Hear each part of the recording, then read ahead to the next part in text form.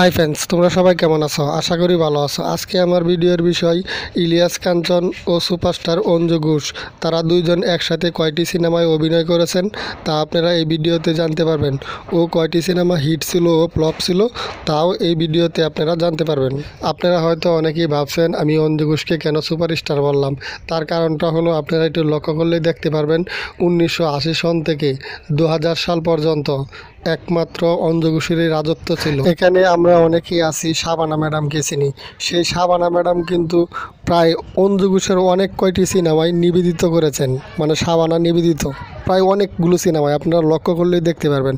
তো আশা করি আপনাদের কাছে এই ভিডিওটি ভালো লাগবে। আপনারা আরেকটা জিনিস জানলে অবাক হবেন, অঞ্জু ঘোষ এ পর্যন্ত যতগুলো সিনেমায় অভিনয় করেছেন তার মধ্যে বেশিরভাগ সিনেমাতেই তিনি লিড রোলে ছিলেন। তা আপনারা হয়তো অনেকেই জানেন। লিড রোল বলতে বোঝায় অঞ্জু ঘোষকে নিয়েই সিনেমার গল্পটা সামনের দিকে আগাতে থাকে। আপনারা একটু লক্ষ্য করে দেখেন, উপরে লেখা আছে শাবানা নিবেদিত রাজার মেয়ে বেদেনি। তার মানে অঞ্জু ঘোষকে নিয়ে সিনেমার গল্পটা সামনের দিকে আগাতো। কাউকে বলে কোনো দিন বোঝানো যায় না যে কে সেরা, ঠিক আছে? তো আপনারা ইউটিউবে ওনার ছবিগুলো দেখবেন, যে কাজে হাতের একটা সিনেমার দায়ীকে, এই সিনেমাটা কিন্তু অনেকে খুঁজে পায় না। আমি কিন্তু নিচে লিঙ্ক দিয়ে দিছি, যতগুলো মুভি আমি এখানে দেওয়া আছে সব কয়টা সিনেমার লিঙ্ক আমি নিচে দিয়ে দিছি।